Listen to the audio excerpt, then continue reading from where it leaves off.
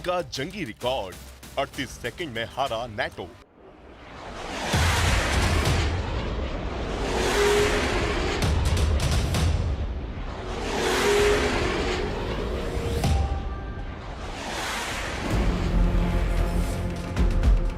रूस से पंगा लेना नाटो के 32 देशों को बहुत भारी पड़ गया। एक वीडियो सामने आया है जिसमें बाल्टिक सागर के ऊपर रूस के सुखोई विमान ने नाटो देश के एक F-35 को हमला करने से पहले ही मार भगाया है। रूसी सेना का दावा है कि इस वक्त यूक्रेन के अलावा ब्रिटेन, फ्रांस, पोलैंड जैसे नाटो देश रूसी इलाकों पर हमला करने की कोशिश करने में लगे हैं। इधर पुतिन ने अपने कमांडरों को साफ आदेश दे दिए हैं कि जब तक डोनाल्ड ट्रंप अमेरिकी राष्ट्रपति पद की शपथ नहीं ले लेते, तब तक रूस के हमले जरा भी कम और कमजोर नहीं पड़ने चाहिए। जमीन पर रूसी स्पेशल फोर्स, टैंक, तोपखाना, रॉकेट ब्रिगेड लगातार यूक्रेनी इलाकों पर कब्जा कर रहे हैं और इधर दूसरी तरफ रूस की एयरफोर्स बाल्टिक सागर से लेकर नाटो देशों से सटे बॉर्डर पर अंधाधुंध हवाई हमले कर रही है। 72 साल के पुतिन सर्दियों का पूरा फायदा उठा रहे हैं ताकि यूक्रेन को मजबूत होने से पहले ही तबाह किया जा सके। हम आपको 3 खबरें दिखा रहे हैं, जिसमें पहली खबर नाटो के F-35 की हार है। दूसरी खबर यह है कि ट्रंप की शपथ से पहले रूस क्यों यूक्रेन पर हमले तेज कर रहा है, और तीसरी खबर यह है कि नाटो के 32 देश मिलकर भी रूस पर हमला करने की हिम्मत क्यों नहीं जुटा पा रहे हैं। 38 सेकंड में हारा नाटो का F-35। इस वक्त रूसी वायुसेना के तेवर बेहद खतरनाक है। रूस के सुखोई और मिग सीरीज के सैकड़ों लड़ाकू विमान लगातार यूक्रेनी इलाकों पर हमला करने में जुटे हैं। यहां तक कि रूसी विमान अब नाटो विमानों से भी सीधी मुठभेड़ कर रहे हैं। एक अनुमान के मुताबिक पिछले 7 दिनों में रूसी वायुसेना ने कम से कम 8 बार नाटो के विमानों को खदेड़ा है। अगर हम यूक्रेन को मिले F-16 के विमानों की बात करें तो अब तक रूस यूक्रेन के कम से कम 3 लड़ाकू विमानों को जमीन से लेकर हवा तक मार चुका है। रूसी वायुसेना की सबसे ताजी मुठभेड़ बाल्टिक सागर में हुई है। जरा ये 35 सेकंड का वीडियो देखिए। 38 सेकंड में हारा F-35। सुखोई ने F-35 को खदेड़ा। सोशल मीडिया पर यह 38 सेकंड का वीडियो जमकर वायरल हो रहा है। पश्चिमी मीडिया की रिपोर्ट्स का दावा है कि बाल्टिक सागर के ऊपर रूसी सुखोई जेट ने नाटो देश इटली के F-35 जेट को घेर लिया था। वीडियो में साफ देखा जा सकता है कि रूसी सुखोई जेट F-35 के बेहद नजदीक पहुंच गया। ऐसा लग रहा है कि सुखोई जेट उसे टक्कर मारने जा रहा है। इतालवी विदेश मंत्रालय के मुताबिक रूस की यह हरकत सीधे सीधे नाटो पर हमले की चेतावनी है। रूस ने बाल्टिक सागर के ऊपर साबित कर दिया है कि चाहे F-35 जेट हो या फिर F-16, वो यूक्रेन और नाटो के हर फाइटर जेट को तबाह कर देगा। सिर्फ 45 दिन के अंदर रूस ने यूक्रेन के F-16 लड़ाकू विमानों की धज्जियां उड़ाकर रख दी हैं। जरा देखिए रूस ने कैसे और कहां F-16 जेट्स को आसमान में तबाह कर दिया। रूसी सेना का दावा है कि अमेरिका से यूक्रेन को मिले F-16 रूसी इलाकों पर हमला करने की कोशिश में थे। यूक्रेन के जपोर्जिया में कुछ F-16 जेट्स ने घातक मिसाइलों के साथ उड़ान भरी, जिसकी जानकारी तुरंत रूसी एयर डिफेंस को मिली। इसके बाद रूसी मिसाइलों और F-16 के बीच मुकाबला शुरू हो गया।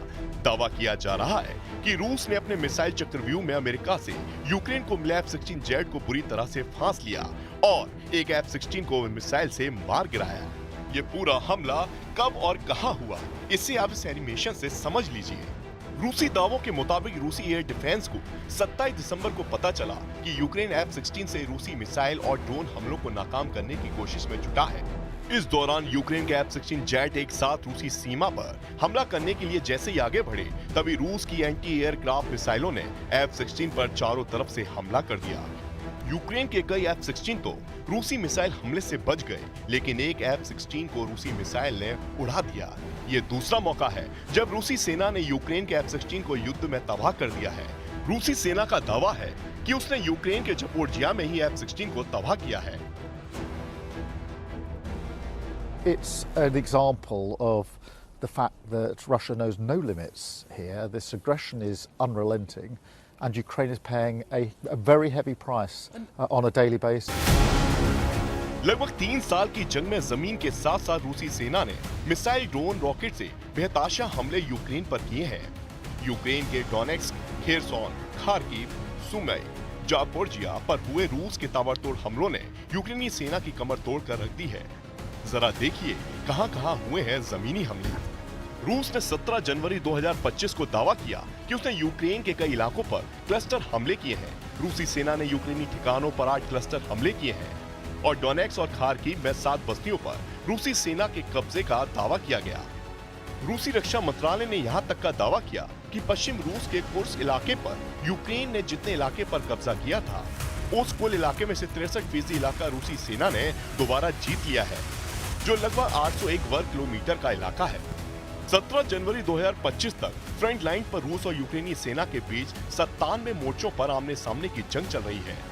यूक्रेनी सेना ने दावा किया कि उसने खार्किव, कुप्स्यांक और कोर्पोवस्क की दिशा में रूसी हमलों को विफल कर दिया है। Українці змушені оборонятися ще й проти корейців, яких перекинули сюди за понад 6 тисяч кілометрів, перекинули, щоб знищувати наше життя і нашу державу. Я пишаюсь всіма нашими хлопцями, кожним українським воїнам, які захищають свій дім від цієї навали щоденно. यूक्रेन के डोनेट्स्क क्षेत्र में पोर्कोवस्क का रूसी वीडियो देखिए।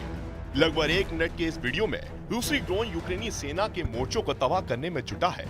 रूसी सेना का दावा है कि उसने यूक्रेन को मिले लेपर्ड टैंक और यूक्रेन के सैकड़ों सैनिकों को ड्रोन हमलों में मार डाला है। रूसी सेना ने इस वीडियो को 16 जनवरी 2025 को जारी किया है।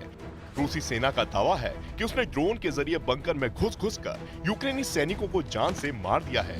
वीडियो में देखा जा सकता है कि रूसी सैनिक ड्रोन हमले के बाद बंकर और सुरंगों में मौजूद यूक्रेनी सैनिकों पर अंधाधुंध हमले कर रहे हैं, जिसकी वजह से भारी संख्या में यूक्रेनी टैंक तबाह हुए हैं, जबकि यूक्रेनी सैनिक मारे गए हैं। ये रूसी सेना की तरफ से जारी पहला ऐसा वीडियो है जिसमें रूस के आत्मघाती ड्रोन स्पेशल फोर्स के सैनिकों के साथ यूक्रेनी सेना के मोर्चों पर खूनी हमले कर रहे हैं।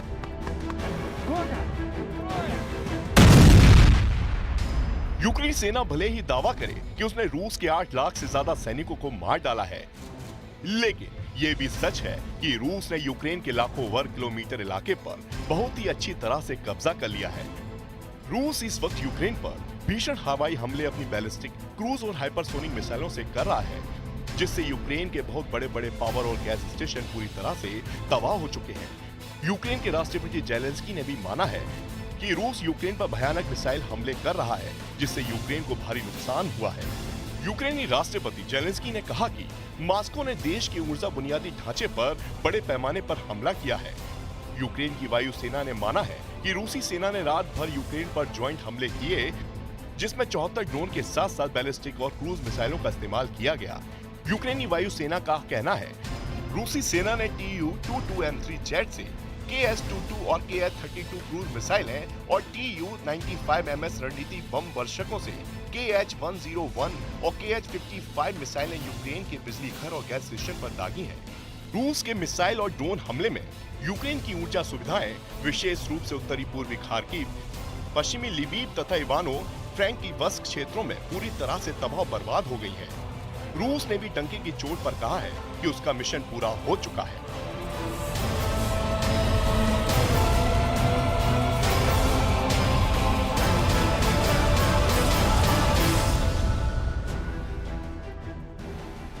इधर मरता हाँफता यूक्रेन नेटो की तरफ अभी भी टकटकी लगाए देख रहा है। 35 महीने बाद रूस यूक्रेन जंग में हालात बेकाबू होते जा रहे हैं। 32 देशों वाला नेटो भी अब पुतिन के साथ आर पार की जंग करने का मन बना रहा है। ब्रिटिश स्टॉर्म शैडो मिसाइल से रूस के काफी अंदर यूक्रेनी सेना हमला कर रही है।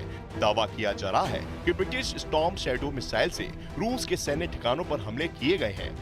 वहीं रूसी सेना का साफ कहना है कि उसके एयर डिफेंस सिस्टम ने ब्रिटिश स्टॉर्म शैडो मिसाइलों को हवा में ही तबाह कर डाला है। रूसी सेना का दावा है कि वो अब तक यूक्रेन को ब्रिटेन से मिली 12 स्टॉर्म शैडो मिसाइलों को हवा में ही तबाह कर चुका है। इधर जमीन पर रूसी सेना तेजी से पूर्वी यूक्रेन, मध्य यूक्रेन और दक्षिण यूक्रेन के इलाकों पर कब्जा कर रही है। कुर्स्क इलाके में रूसी सेना ने पैदल सेना और टैंकों से हमले बेहद तेज कर दिए हैं। उत्तर कोरिया के सैनिकों के साथ मिलकर रूसी सेना ने पूर्वी यूक्रेन के कुर्स्क इलाके में हमले किए हैं। लगभग 102 मोर्चों से यूक्रेनी सेना भाग चुकी है। एक रिपोर्ट के मुताबिक यूक्रेन के लगभग 20% इलाकों पर रूसी सेना कब्जा कर चुकी है। यूक्रेनी इंटेलिजेंस ने भी दावे किए हैं कि रूस की पर बहुत बड़ा हमला कर सकता है। अब आप ये जान लीजिए कि फ्रांस यूक्रेन जंग में किस तरह से रूस को टक्कर देने जा रहा है। खबरों के दावों के मुताबिक फ्रांस ने राष्ट्रपति इमैनुअल मैक्रोन ने अगस्त 2024 से अब तक यूक्रेन से गुप्त तरीके से हथियार और अपनी स्पेशल फोर्स के कमांडोज को पहुंचा दिया है। दावा किया जा रहा है कि फ्रांस ने अपनी घातक तोपें बख्तरबंद वाहनों को पूर्वी यूक्रेन में पहुंचा दिया है, जहां रूसी सेना की तरफ से सबसे भीषण हमले पूर्वी यूक्रेन पर किए जा रहे हैं।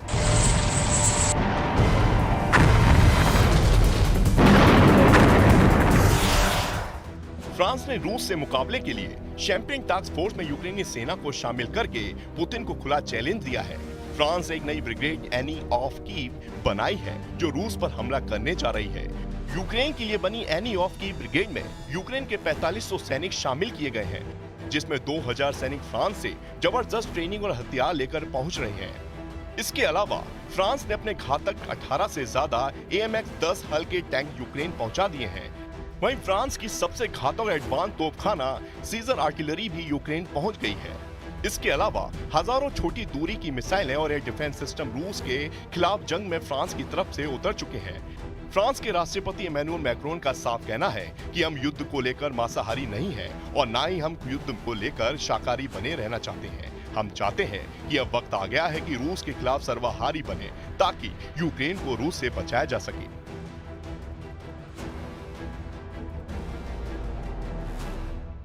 Au fond, pour moi, c'est simple. Le monde est fait d'herbivores et de carnivores. Si on décide de rester des herbivores, les carnivores gagneront. Et nous serons un marché pour eux. Je pense qu'au moins, ce serait pas mal de choisir d'être des omnivores. Je ne veux pas être agressif, je veux juste qu'on sache se défendre sur chacun de ces sujets. Mais je n'ai pas envie de laisser l'Europe comme un formidable théâtre habité par des herbivores que des carnivores, selon leur agenda, viendront dévorer. इन हालातों को देखकर साफ कहा जा सकता है कि रूस यूक्रेन जंग में अब पुतिन अभी भी यूक्रेन और नेटो पर बहुत भारी पड़ रहे हैं। अब देखना होगा कि 20 जनवरी 2025 को डोनाल्ड ट्रंप राष्ट्रपति की शपथ लेंगे तो उसके बाद रूस यूक्रेन जंग का अंजाम क्या होता है।